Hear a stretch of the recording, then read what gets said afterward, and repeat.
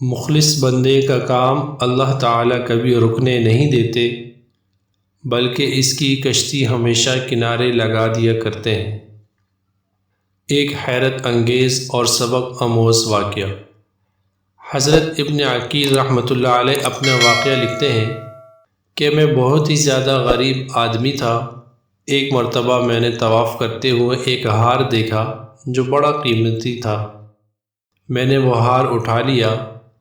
میرا نفس چاہتا تھا کہ میں اسے چھپا لوں، لیکن میرا دل کہتا تھا ہرگز نہیں، یہ چوری ہے، بلکہ دیانت داری کا تقاضا یہ ہے کہ جس کا یہ ہار ہے اسے میں واپس کر دوں۔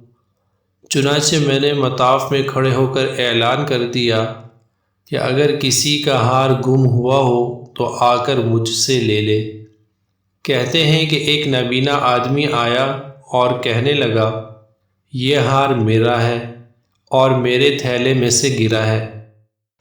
میرے نفس نے مجھے اور بھی ملامت کی کہ ہار تو تھا نابینے کا، اس کا کسی کو کیا پتہ چلتا، چھپانے کا اچھا موقع تھا، مگر میں نے وہ ہار اسے دے دیا۔ نابینے نے دعا دی اور چلا گیا۔ کہتے ہیں کہ میں دعائیں بھی مانگتا تھا کہ اللہ میرے لیے کوئی رزق کا بندوبست کر دے۔ اللہ کی شان دیکھیں کہ میں وہاں سے ہلہ آ گیا۔ یہ ایک بستی کا نام ہے۔ وہاں کی ایک مسجد میں گیا تو پتہ چلا کہ چند دن پہلے امام صاحب فوت ہو گئے تھے۔ لوگوں نے مجھے کہا کہ نماز پڑھا دو۔ جب میں نے نماز پڑھائی تو انہیں میرا نماز پڑھانا اچھا لگا۔ وہ کہنے لگے، تم یہاں امام کیوں نہیں بن جاتے؟ میں نے کہا، بہت اچھا۔ میں نے وہاں امامت کے فرائض سر انجام دینے شروع کر دیے۔ تھوڑے دنوں کے بعد پتہ چلا کہ جو امام صاحب پہلے فوت ہوئے تھے، ان کی ایک جوان سال بیٹی ہے۔ وہ وصیت کر گئے تھے کہ کسی نیک بندے سے اس کا نکاح کر دینا۔ مقتدی لوگوں نے مجھ سے کہا، جی اگر آپ چاہیں تو ہم اس یتیم بچی کا آپ سے نکاح کر دیتے ہیں۔ میں نے کہا، جی بہت اچھا۔ چنانچہ انہوں نے اس کے ساتھ میرا نکاح کر دیا۔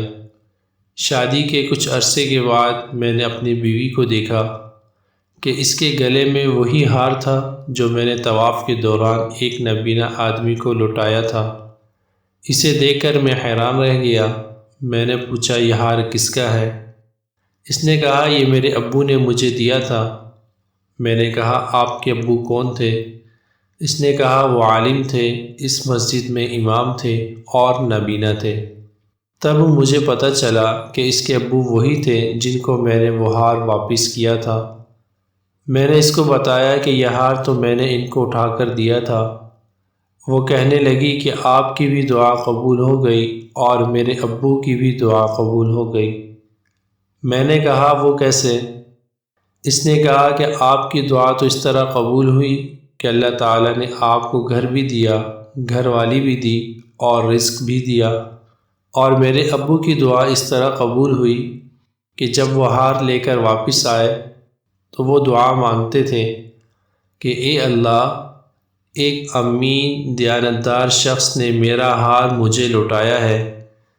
اے اللہ، ایسا ہی امین شخص میری بیٹی کے لیے خاوند کے طور پر ادا فرما دے۔ اللہ نے میرے باپ کی دعا بھی قبول کر لی اور آپ کو میرا خاوند بنا دیا۔ تو مخلص بندے کا کام اللہ تعالیٰ کبھی رکنے نہیں دیتے، اٹکنے نہیں دیتے، بلکہ اس کی کشتی ہمیشہ کنارے لگا دیا کرتے ہیں۔ جزاک اللہ۔